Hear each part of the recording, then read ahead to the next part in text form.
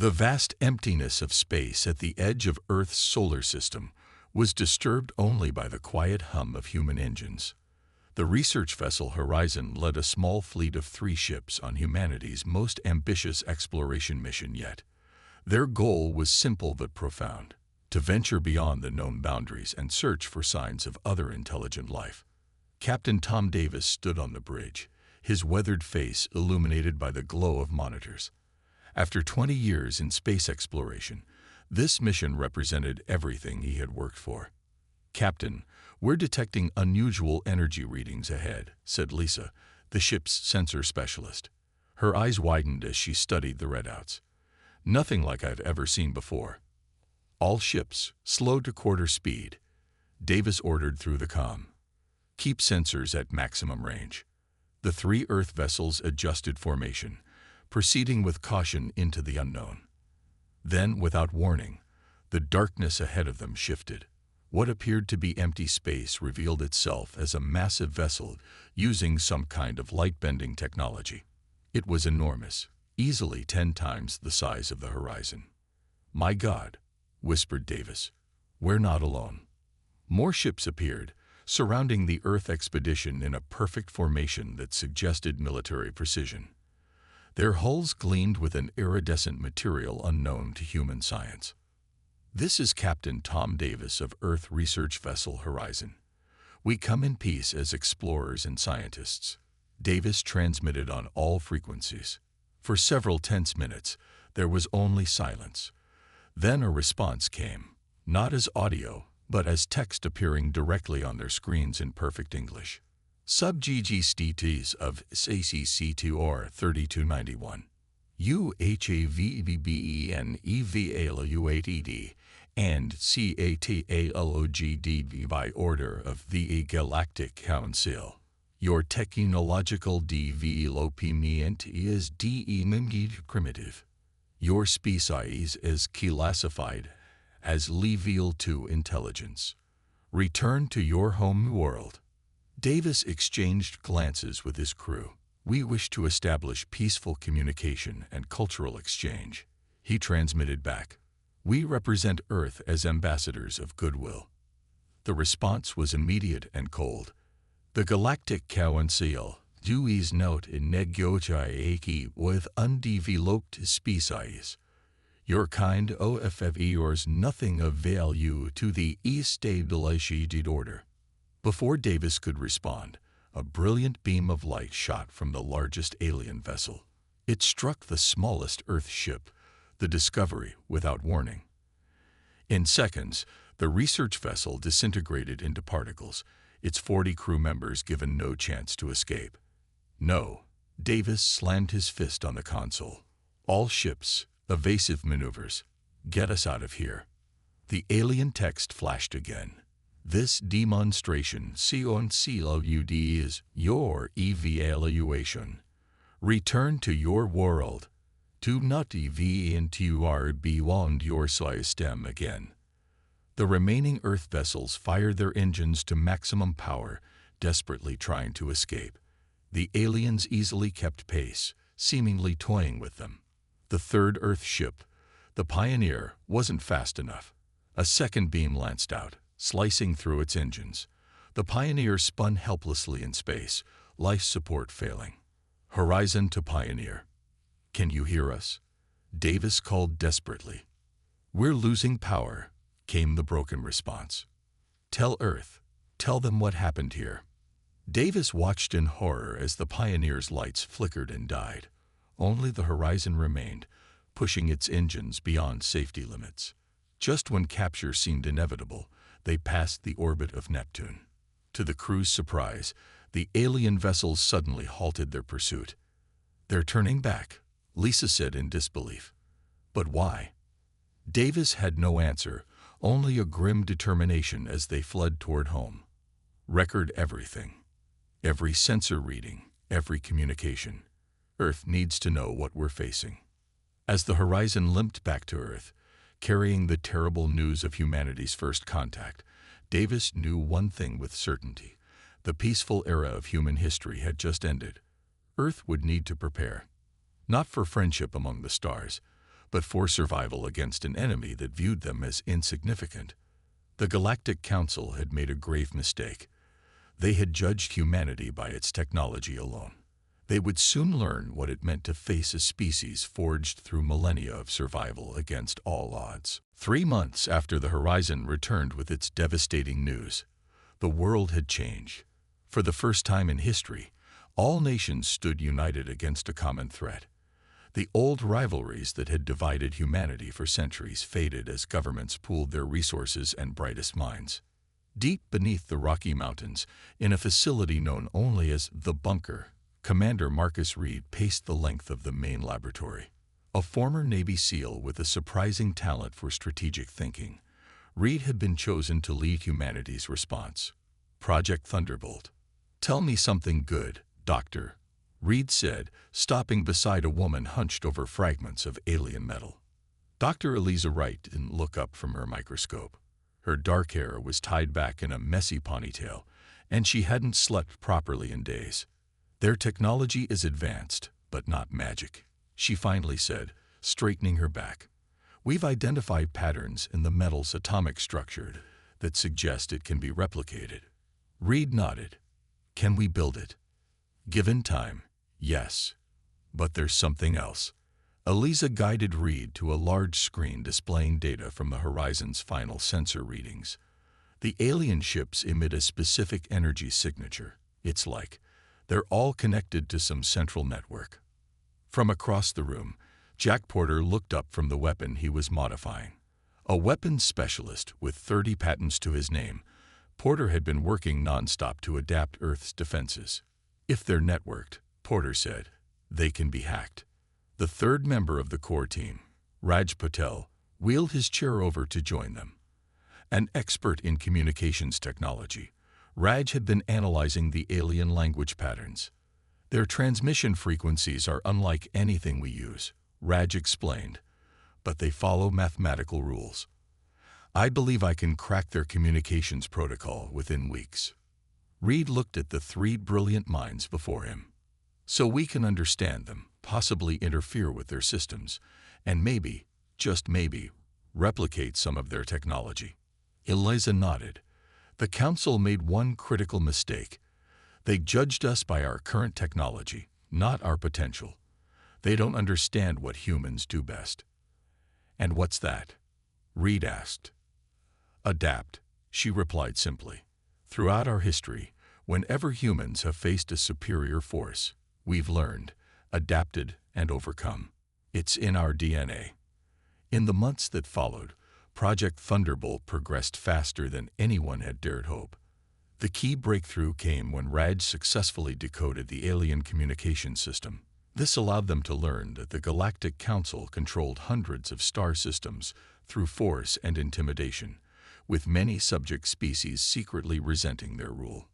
Porter's weapons team made the next critical advance, a modification to conventional missiles that could penetrate the alien shields. "They're expecting lasers," he explained during a briefing. "They've never encountered kinetic weapons with our level of explosive force. Their shields are designed for energy weapons, not physical impacts." Meanwhile, Dr. Wright's team had reversed engineered enough of the alien propulsion system to enhance Earth's spacecraft with significantly improved speed and maneuverability. 6 months into the project, Reed called his team together for a critical meeting. "The satellite network has detected Council ships approaching the outer solar system," he announced gravely. "We estimate 2 weeks before they reach Earth." "We're not ready," Eliza said, voicing what everyone feared. Reed smiled for the first time in months. "No, we're not ready for a full-scale war, but we don't need to be." He activated the main screen, showing plans for a small, swift vessel unlike anything Earth had built before. "This is the Ghost," Reed explained. "Using Dr. Wright's stealth technology, it's practically invisible to alien sensors. We can't win a direct fight yet, but we can gather intelligence and possibly find allies among the other species chafing under Council rule." "A covert mission?" Porter asked. Reed nodded. "The Council thinks we're primitive and predictable. They expect us to either surrender or fight a losing battle. They don't expect us to infiltrate their territory. and turn their own subjects against them. Raj leaned forward. Who would pilot such a mission? Reed's expression hardened. I will, and I need each of you with me. The team exchanged determined glances. The Galactic Council had unleashed humanity's greatest strength, our ability to innovate when our survival is threatened.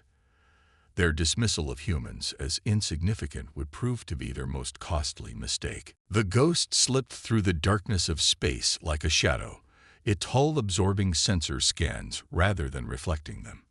Inside the ship, Commander Reed and his team monitored their approach to the Council border outpost.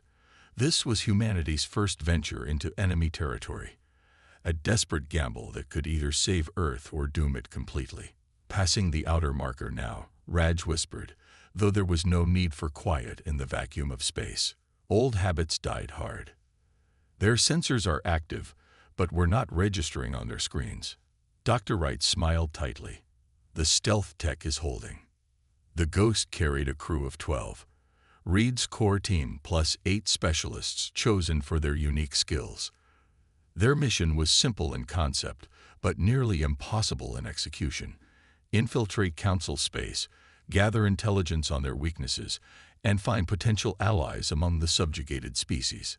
There, Porter pointed to the view screen showing a massive space station orbiting a rocky moon. Border Control Station Alpha, just like in the communications we intercepted. Reed nodded. Take us in slow. We need to tap into their network without being detected. For 3 nerve-wracking hours, the Ghost maintained position near the station, while Raj worked to hack into the Council's data network. The rest of the crew waited in tense silence, knowing that discovery would mean certain death. I'm in, Raj finally announced, his fingers dancing across his console. Downloading their star charts, patrol schedules, and hello, what's this? He pulled up a file containing information about various species under Council rule. The team gathered around, scanning through dozens of alien civilizations that had been conquered or intimidated into submission. Look at this one, Eliza pointed. The Lorenians, advanced technological civilization, specialized in energy manipulation and quantum computing. Their world is only 2 light-years from here. Reed studied the information. It says they surrendered without a fight when the Council threatened their homeworld. A technically advanced species with no military tradition.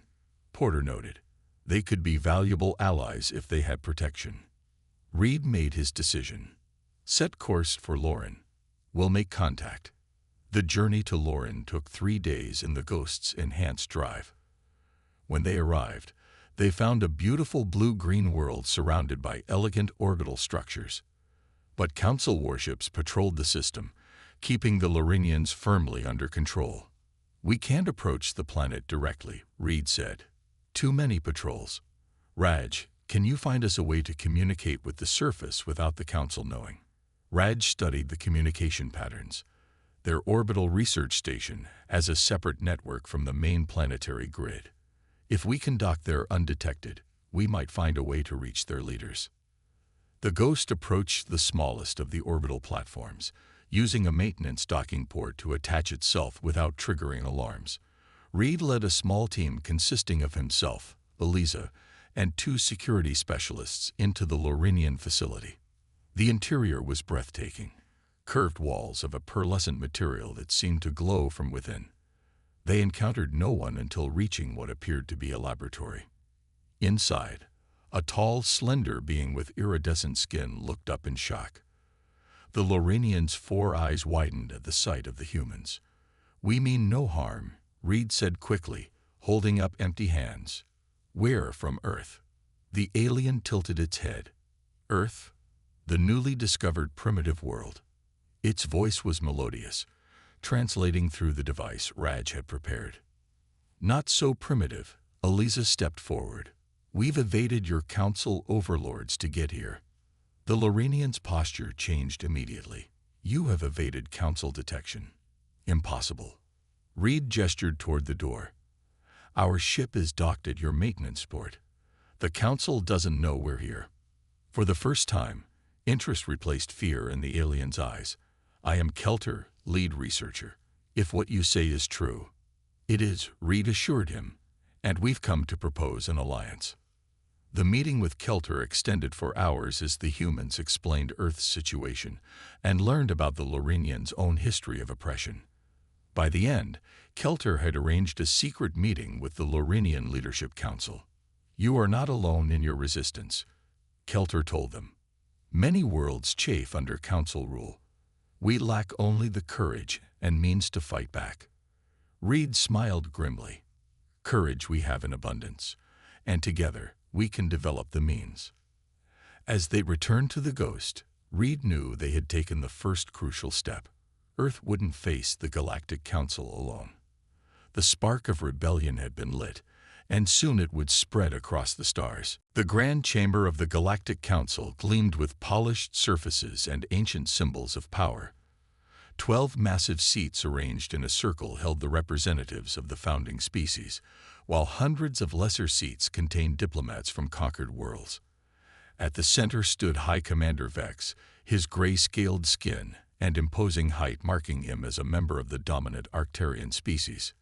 This council session is called to address the matter of Sector 3291, specifically the planet designated as Earth. Vex's voice boomed through the chamber. "Our initial contact team has filed their report." The holographic display activated, showing images of Earth's ships and the brief encounter at the edge of the solar system. "As you can see," Vex continued, "the species has achieved limited space travel but remains confined to their home system. Their technology is crude, their weapons primitive. They pose no challenge to our contact fleet." A murmur of dismissive laughter rippled through the chamber. The Council had encountered hundreds of such developing worlds over the millennia. Some were simply monitored until they reached a useful technological level, while others were subjugated immediately if they possessed valuable resources. From her seat among the scientific advisors, Tara listened with growing concern. Unlike the military commanders who dominated council politics, she had studied countless species across the galaxy. Something about the humans troubled her. "If I may address the council," she stood, her voice clear despite her nervousness. Vex turned, irritation evident in his posture. "The scientific division has not been called upon, Advisor Tara. Nevertheless, I believe there is important context missing from this assessment," she persisted. As a member of the Meridian species, known for their analytical minds, Tara was tolerated for her expertise, if not respected for her opinions. With reluctant permission granted, Tara approached the central display. "Our preliminary study of Earth's historical broadcasts shows something unusual. This species has evolved through constant conflict and adaptation." She displayed images from Earth's wars, technological revolutions, and rapid advancement. In just 3 centuries, they progressed from primitive combustion engines to space travel. Their rate of adaptation exceeds any species we have encountered. Vex waved a dismissive hand. "All the more reason to establish dominance now, before they become troublesome. We demonstrated our power by destroying one of their vessels. They will understand their place." "That action may have been unwise," Tara countered. "Their history suggests they respond to threats not with submission, but with unified resistance. I recommend careful study before." "Enough," Vex cut her off. "The scientific division grows too cautious. These humans are barely worth our attention. They will be properly subjugated when convenient." The military commander, Drez, stepped forward. "High Commander, perhaps a small fleet should be dispatched to establish permanent control over this sector. Their resources could be useful." Vex nodded. "A reasonable precaution. Assemble a standard pacification force. 5 battlecruisers should be more than sufficient to handle any primitive resistance." Tara tried once more. "Commander, I strongly advise against this action without further study. There are patterns in human behavior that suggest." "Your concerns are noted and dismissed," Vex interrupted coldly. "The decision is made. Commander Drez will leave the Earth pacification mission." The session ended, and Tara returned to her laboratory, troubled by the Council's dismissal of her warnings. She accessed the restricted files on Earth again, studying the broadcasts that had been intercepted over decades. What she saw reinforced her concerns. Humans told stories of overcoming impossible odds. Their fiction was filled with tales of defeating superior forces through ingenuity and determination. Even their games were about strategy and outsmarting stronger opponents. Hours later, a secure message arrived from one of her research outposts near Lord in space. The contents made her blood run cold. Unusual activity had been detected, signs that the humans had somehow infiltrated beyond their system and made contact with the Lorenians. If true, this changed everything. The humans were not cowering on their homeworld as expected. They were actively seeking allies among Council-controlled worlds. Terra faced a difficult choice: report this to Vex and be ignored again, or take matters into her own hands. The Council's arrogance had blinded them to a potential threat. As she pondered her options, the message from her outpost continued with more troubling news. Multiple Council subject worlds were showing signs of unusual communications activity. The pieces began to fall into place in Terra's analytical mind. The humans weren't just surviving, they were organizing. The 5 Galactic Council battlecruisers emerged from faster-than-light travel at the edge of Earth's solar system. Each massive vessel stretched nearly 2 miles long, their sleek hulls bristling with weapons capable of reducing planets to ash. Commander Dres stood on the bridge of the flagship, the inevitable conquest, watching the blue-green world of Earth grow larger on the view screen. Primitive defenses detected, Commander, reported his tactical officer. Their orbital platforms appear to be armed, but with nothing that could threaten our shields. Dres's mouth curled into what his species considered a smile. As expected, open a channel to their world leaders. Let us give them the opportunity to surrender before we demonstrate our power. On Earth, in the underground command center beneath Washington, D.C., Admiral Wilson watched the approaching alien fleet with grim determination. Around him, military leaders from every major nation stood united, their faces tense but resolute. "They're broadcasting, Admiral," a communications officer announced. Message coming through on all frequencies. The smug face of Commander Dres appeared on the main screen. "People of Earth, your world now falls under the protection and authority of the Galactic Council. Lower your defenses and prepare to receive our representatives. Resistance will result in planetary bombardment. You have 1 Earth hour to comply." The transmission ended. Admiral Wilson turned to face the assembled leaders. "Are we ready?" he asked simply. The Russian general nodded. "All Thunderbolt platforms are active." "Chinese Space Forces report all positions secured," added another officer. "European and African defense grids online," said a third. Wilson took a deep breath. "Then let's show these bullies what happens when you threaten Earth." In space, Dres grew impatient as the deadline approached. No response from the humans. Prepare to destroy their largest military installation as a demonstration. "Commander," his sensor officer interrupted. "I'm detecting unusual energy readings from Earth's moon." "The moon?" Dres scoffed. "Their primitive lunar base is of no concern." Suddenly, the dark side of the moon lit up as hidden installations revealed themselves.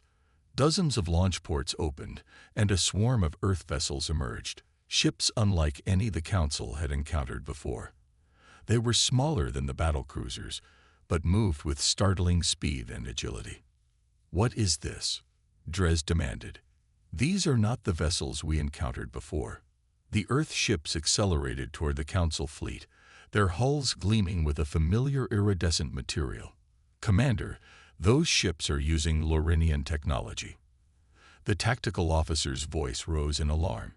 "And their weapon signatures contain elements of our own designs." Dres's confidence wavered for the first time. "Impossible. Target the lead vessels and fire." The Council ships unleashed devastating energy beams, but to their shock, the Earth vessels executed evasive maneuvers with impossible precision, the beams missing their marks.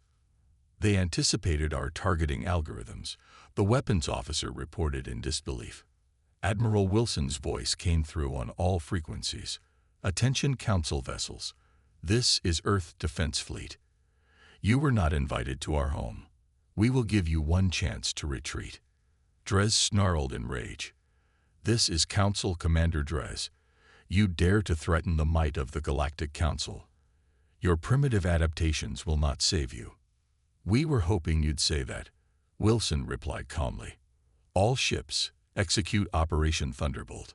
The Earth fleet split into 3 coordinated attack groups, moving with a level of tactical sophistication that stunned the Council commanders. Porter's kinetic weapons, simple in concept but devastating in execution, slammed into the Council ship's shields, which had been designed to repel energy weapons, not physical impacts. As the first Council ship's shields failed, Raj's electronic warfare suite activated, sending precisely modulated signals that disrupted the battlecruiser systems. The aliens had never considered that their secure networks could be hacked by a primitive species. Within minutes, 2 Council ships were drifting powerless in space. A third erupted in a spectacular explosion as its reactor containment failed. Dres stared in disbelief at the tactical display. This cannot be happening. They were primitive. We assessed them. Commander, his second-in-command urged, we must retreat and warn the Council. These humans, they're unlike any species we've encountered. With rage and humiliation burning in his chest, Dres gave the order to withdraw. As the remaining Council ships fled toward the edge of the solar system, they broadcast desperate warnings to the Council homeworld. On Earth, cheers erupted in command centers worldwide. The battle for Earth had been won, but Admiral Wilson knew this was just the beginning. Now it was time to take the fight to the enemy. The mood in the Galactic Council chamber had transformed from arrogant confidence to stunned disbelief. High Commander Vex paced furiously before the assembled leaders, his scales flushed dark with rage. Impossible, he roared, slamming his fist against the holographic display, showing the remains of his defeated fleet. How could primitive humans defeat our most advanced warships? The Council members murmured among themselves, their previous dismissal of Earth now replaced with growing concern. Commander Dres, who had barely escaped the disaster, stood with his head bowed in shame. The humans, they adapted our own technology against us, Dres explained. Their ships moved like nothing I've ever seen. They knew our shield frequencies, our targeting systems, everything. Terra watched from her position among the scientific advisors, her face carefully neutral despite her inner turmoil. Her warnings had been proven correct, but there was no satisfaction in that knowledge, only fear for what would come next. Her private communicator vibrated silently. When she discreetly checked it, a single message from an unknown source appeared. The tide is turning. Choose your side wisely. Vex's voice cut through the chamber. I am deploying our main battle fleet to Earth immediately. We will crush this human rebellion with overwhelming force. At that moment, alarms blared throughout the chamber. A junior officer rushed in, his face pale with panic. High Commander, multiple Council worlds are reporting attacks. The Lorenians have risen in revolt, along with the Centauri and the Vega colonies. What? Vex bellowed. How is this possible? The answer came moments later when the main communication screen activated without authorization. The face that appeared belonged to Commander Marcus Reed of Earth. Behind him stood representatives of a dozen different alien species. Greetings, Galactic Council. Reed's calm voice filled the chamber. I'm Commander Reed of Earth, though you probably don't remember me from your evaluation of our world. I'm speaking to you from what was formerly your administrative center on Loren. Gasps echoed through the Council chamber. The Lorenian system was supposed to be one of their most secure territories. Reed continued, you made a critical error when you attacked Earth. You judged us by our technology, not our potential. You dismissed us as primitive because we hadn't yet reached your level of development. But there's something you failed to understand about humans. His eyes hardened. We adapt. We learn. And when threatened, we unite. After your unprovoked attack, we didn't cower. We prepared. And we weren't alone. The camera pulled back to show more clearly the diverse group of aliens standing with Reed. A tall Lorenian stepped forward. "I am Prime Minister Kelter of Loren. For centuries, the Council has oppressed my people, taking our technology while denying us freedom. Today, we stand with Earth in declaring independence from Council tyranny." One by one, representatives from other subjugated worlds made similar declarations. The Council members watched in growing horror as their empire unraveled before their eyes. "This is treason," Vex shouted, though his voice had lost some of its confidence. Reed shook his head. "No, High Commander. This is liberation. Your ships are being driven back on all fronts. Your puppet governments are falling. The Alliance of Free Worlds now controls half of what was once your territory." A tactical display appeared, showing hundreds of ships, Earth vessels alongside Lorenian, Centauri, and other formerly subjugated species, advancing through Council space in a carefully coordinated attack. "Even now, our combined fleet approaches the Council capital," Reed explained. "You have two options. Surrender and help us build a new galactic community based on mutual respect, or continue fighting a war you cannot win." The transmission ended, leaving the Council chamber in chaos. Military commanders shouted for immediate action while diplomats urged negotiation. In the confusion, Tara slipped away unnoticed. She had made her decision. Minutes later, she entered her private laboratory and transmitted everything she knew about Council defenses to an encrypted channel, a channel that would deliver the information directly to Commander Reed. As alarms sounded throughout the capital announcing the approach of the Alliance fleet, Tara looked out at the glittering skyline of the Council world. The age of oppression was ending. A new era was about to begin, sparked by a species that the mighty Council had foolishly dismissed as primitive. In her heart, Tara knew she had chosen the right side. The side of freedom. The side of Earth. The Council capital world of Arcturus Prime gleamed beneath its 3 moons, its sprawling cities and towering spires, a testament to thousands of years of dominance over the galaxy. But today, those spires stood silent as the combined fleet of Earth and its allies filled the skies above. In the Grand Council chamber, High Commander Vex sat rigid in his ceremonial chair, surrounded by the remaining loyal Council members.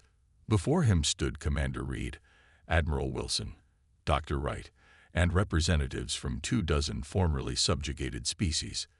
The chamber, once the exclusive domain of the Council elite, now hosted the most diverse gathering in its long history.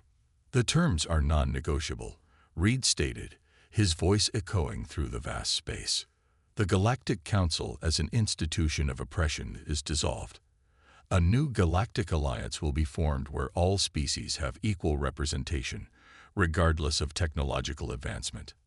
Vex's scales darkened with rage. "You expect us to surrender thousands of years of authority to primitives and servants." Admiral Wilson stepped forward. "Your authority was built on fear and intimidation. Look around you, Commander. Your fleet is defeated. Your subject worlds have turned against you. Your power was always an illusion maintained by force." On the massive display screens surrounding the chamber, images showed Council warships being escorted into surrender positions.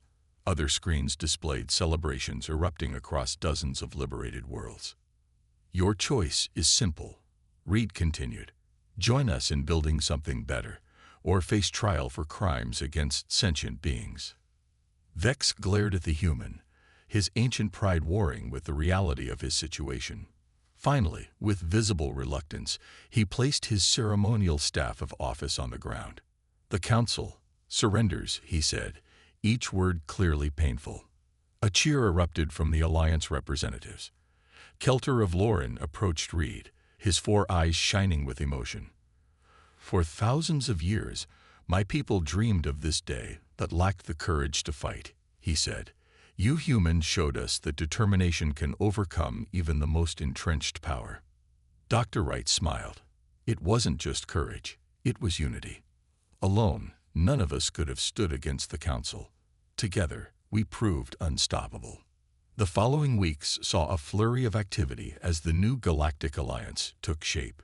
The former Council headquarters became the Alliance Central, with representatives from all member worlds, including Earth, given equal status in decision-making. Reed found himself in a sunlit chamber overlooking the capital city, reviewing the final draft of the Alliance Charter with Dr. Wright. The document enshrined principles of freedom, mutual respect, and cooperation, values that would have been dismissed as naive weakness by the old Council. "Did you ever imagine this outcome when we first set out in the Ghost?" Wright asked, looking up from the document. Reed shook his head.